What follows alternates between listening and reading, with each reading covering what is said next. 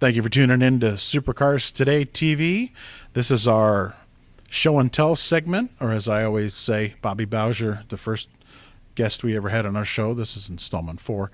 Called it Show and Maybe Don't Tell, but we're here with Scott Stovall, 1982 ARCA champion. Hopefully he'll tell. Appreciate you being on the show, and I'm your host, Kevin Schwarzy. And here's a shameless plug here before we get going. I wrote a book on Richard Petty. And what I did is I went and tried to compile every race that he won and, find quotes, what he thought about that win that day, the particulars of the race, who finished on the lead lap, who was the runner-up, what the track was, was it race 38 of 47 or whatever. But anyway, that book is available for sale.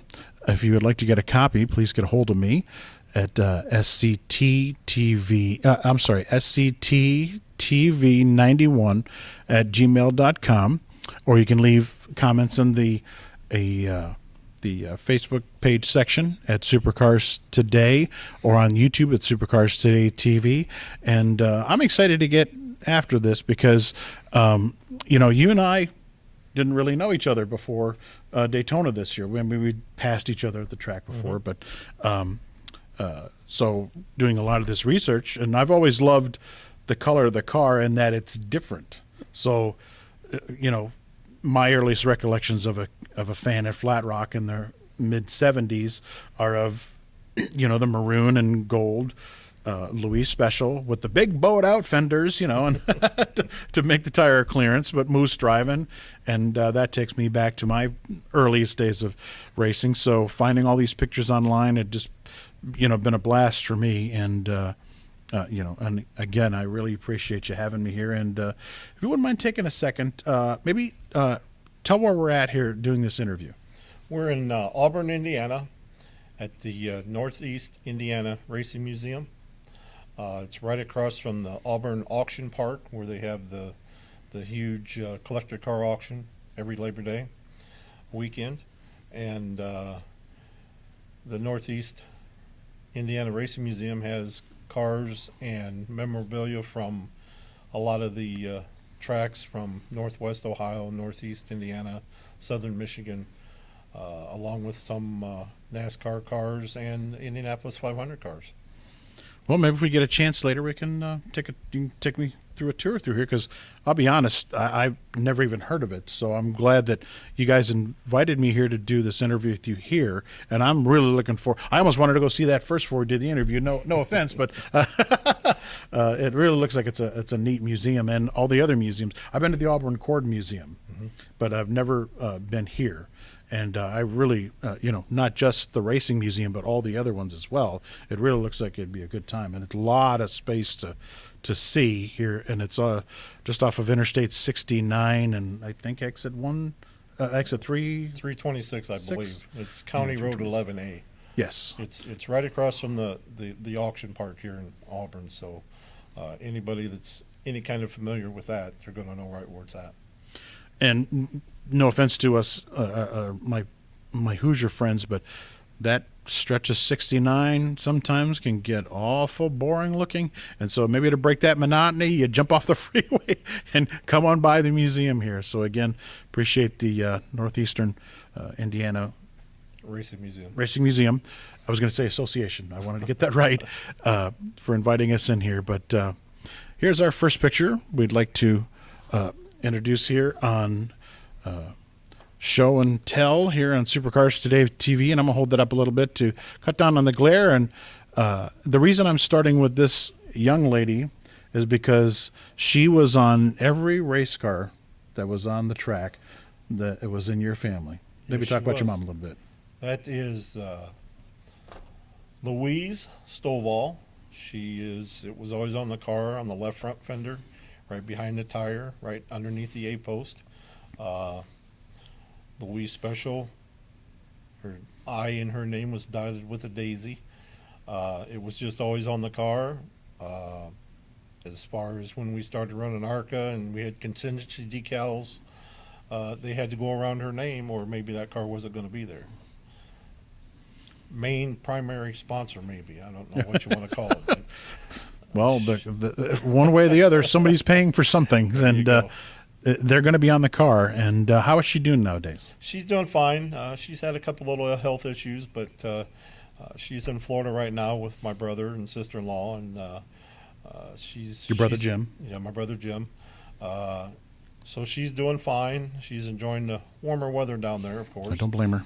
And in her day, she was a powder puff champion driving a 55 Chevy, and then she was also a mini stock champion driving a Volkswagen.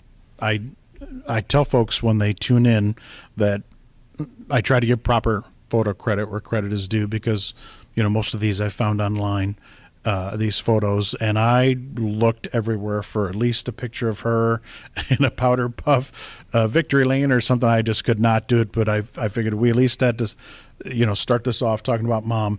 And we're going to go to another guy that I would imagine was special in your life, and that would be?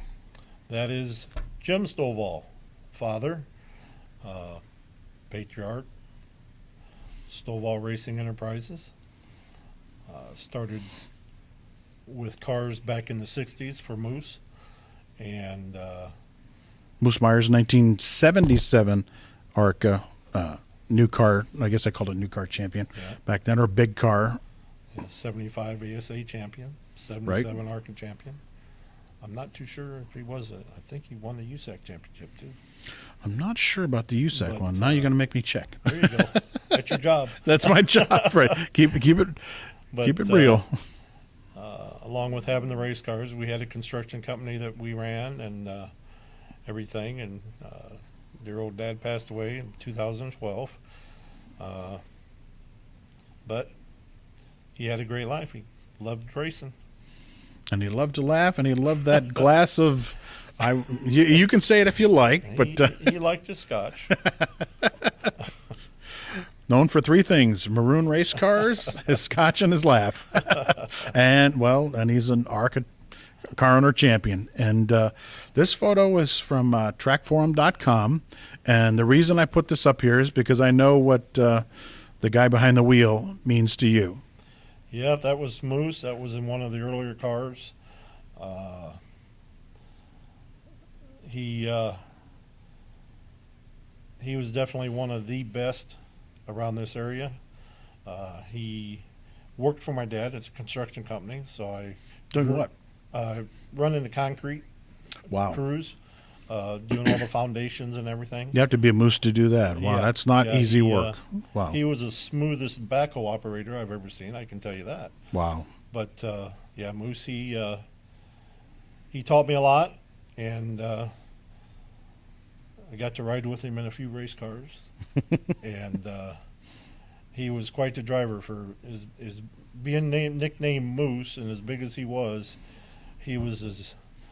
they should have been the gentle giant or whatever. But here's another shot of him in an ARCA car, Conan Moose Myers, because I know somebody's going to say, well, what's his first name? He really wasn't named Moose, was he? The Conan Moose Myers. Moose was just a nickname. Conan Eugene Myers. Conan. I'm sorry. I thought it was Conan. Conan Eugene Myers.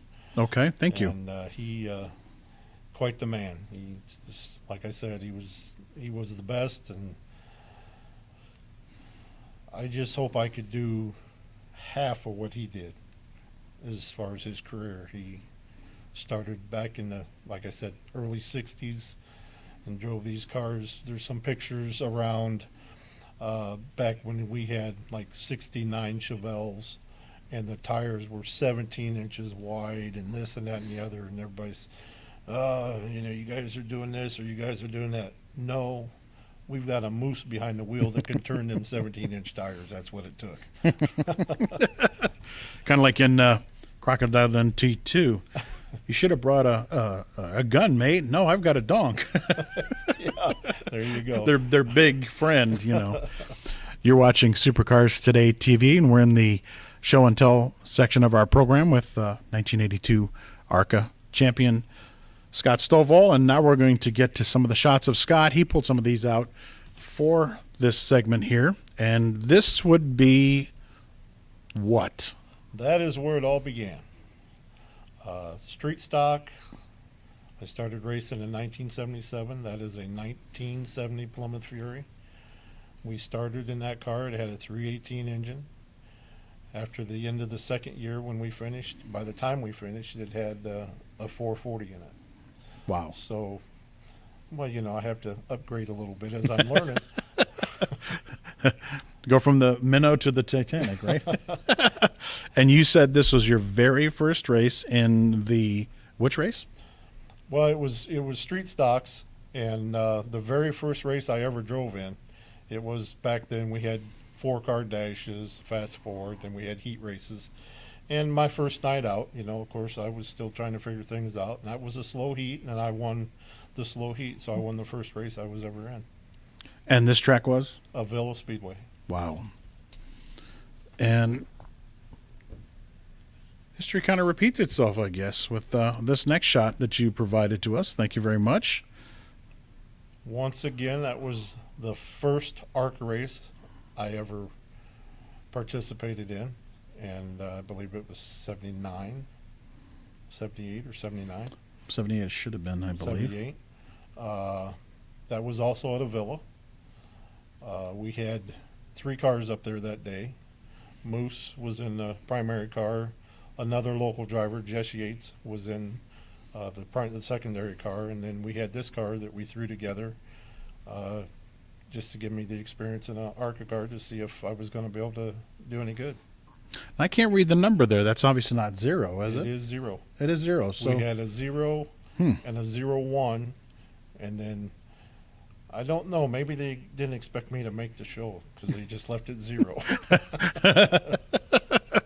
You thought, well, if we're going to start him on the family legacy, we're going to start him right. But if you have a moment, I can tell you a story about Dayton Speedway. Absolutely. Go ahead. Well, we took 2 cars down there. Moose was still driving, and they wanted me to get some laps. At Dayton? At Dayton. Wow. So we went down to Dayton with 2 ARCA cars, and John Potts was the flagman at the time. Who was unfortunately passed away recently. Yes. But he did that kind of wild, cars splitting Zigzagging, him. Zigzagging by him. So there we were. They was both identical, 0s. So after the race was over, John Potts come down to my dad. He said, "Jim Stovall, I'm going to tell you one thing right here and now. Don't you ever do that to me again." He said, "I couldn't figure out how that 0 car was getting around there so fast." That's us. Too funny. Obviously, this is a Getty image, but as you can see right there on your collar, but this is one of your first ever headshots for the ARCA series. Obviously, not one of your first because it's got Permatex on it, but when they used to do the what we call wedding shots by the car and things like that. After qualifying at Daytona, you'd pull up in the grass and get out. And so dangerous too in the grass. I thought it was bad enough on pit road, but yeah, they used to put you guys out on the grass, and the photographers line up out there, and I thought, oh boy, I'm sorry I missed that, but yeah, that would have been what, 86, 87? Probably in that neighborhood. I'm trying to remember when Permatex started sponsoring. I believe 85, 86. Not quite sure. I know they was in there for a long time. I could remember ARCA Permatex, ARCA Bondo Marhide. Bondo Could Marhide. remember that when we was running. We had Hooters Cup for about a year. I think that was Sure, right we'll after talk I about was that. out of there. Yeah. Yeah, I believe Hooters Cup was 93, and Bondo Marhide, I think, was 95 until about 2001, I think, something like that. And then the Remax Series, and then Remax Menard Series, Talladega Supercar Series. I know in the early 70s was the Royal Triton Series, something like that, when Ramo was champ and Ron Hutcherson. But I'm sorry, I'm saying stuff you don't know. You should know this. You grew up in this. Well, I kind of did too, but you're watching Supercars Today TV, and I'm your host, Kevin Schwarzy, with 1982 ARCA Series champion Scott Stovall. And if you'd like to be a part of what we're doing here and help financially in any way, keep us on the air, we have PayPal. You can get a hold of us on that. Just drop us an email at scttv91@gmail.com, or in other ways. You can help be a part of this program to keep it on the air. I have a lot of fun. I hope you're having fun. We're having a good time. It's I know you said it's been you're kind of few and far between your interviews anymore, but we can't forget our racing heroes. We just can't do it, and that's one of the reasons why we're doing Supercars Today TV. And this picture is from Keith Kother, Koether, KK Racing Shots, copyright 1992. And I know Keith has been a regular poster on ARCA Racing Memories on Facebook that Brian Norton runs, and this would be 1982, your championship season. Right. Yeah, that car we purchased from someone here and actually had it in Fort Wayne. Phil Howard had it, and it's a 77 Oldsmobile, and I think it might have been one of the factory Oldsmobiles from back in the day. It had the right curves. It was really a good car. And I see that front end there. Yeah, that car sets just as it came off the track from Talladega the last time we ran it. Wow. It sets down at the museum in Talladega. And here's another shot from the 1983 yearbook. That would have commemorated the 1982 season, and I'm sure you recognize that guy, and it says champ right next to it. That kid. with curly hair, with curly brown hair, or maroon hair. But he had again, what do we say? An average of about 3.5 on the racetrack. Just a phenomenal season. It just still boggles my mind that any could. What I think you've finished all but 8 laps, and you said that was at one race. That was at one race at Winchester when somebody, I believe a lap car blew an engine going into turn 3, and the lead pack was coming, and it took about 5 to 7 of us out right there. And that is the nature of racing. Sometimes you just get into some things, but that it happened once in 13 races is just phenomenal to me, because your percentage completing laps is almost 100%, which, wow. Now, here we have a picture from the 1984 ARCA race, and the car is blue. Yeah, that car, that's when we was having some issues at home with finances and cars and whatnot. And a guy out of Ohio, Ken Pennington, had some cars, and we got together with him, and I drove his car part of that season while our cars were being reconstructed or whatnot. He was good enough to team up with us. We brought our sponsors on board, and we took care of the cars, and we kept, let him have his color. So that's why we had a blue 0 for a few races. Oh, a little cheaper than repainting as well, right? Couldn't wrap them like you do nowadays. Oh, right. Now, I heard the scouting report on Scott, which it can't be because of your phenomenal, finishing records, but heard he was a little wild on the short tracks, but nice and smooth on those super speedways. Now, I don't know what you feel about that, but you're doing 3 wide here with Bob Revak, and I forget who's in the 3. But this would be Atlanta 1985, and this is a David Alio shot. Not sure if that was Richard Hampton in 3 or not. I believe you're right. But you had real good runs at Atlanta. Atlanta, we did real well. That goes back again to our equipment. At one time, we was able to go down there and run wide open with our car. We could pass 3 to 5 cars through the corner, and 3 to 5 cars would pass me back going down the straightaway.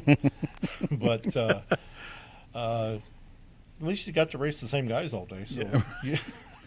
Get used to them for a little while.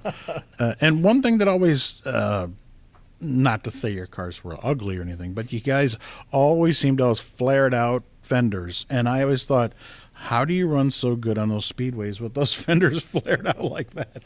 That was just the way Larry did our cars until, late. The car that we have sitting in this museum actually has the whole body pulled out instead of just the fenders. But that's just the way.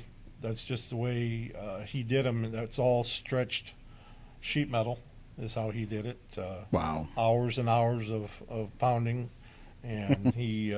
English wheel? Like I tell you, he was something else. He done everything from engines to transmissions to chassis to cars to bodywork to Every man. everything from A to B, front to back, top to bottom.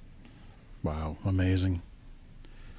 Well, this is the end of part one of Show and Tell here on Supercars Today TV. I'm your host, Kevin Schwarzy, with our guest here, Scott Stovall. Yep, let's shake that hand All because right. I'm really happy you had me here. And please tune back in for next segment of Show and Tell.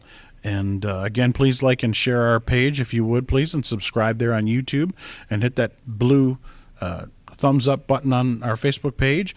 And we'll be back with the next segment of Show and Tell. Thank you.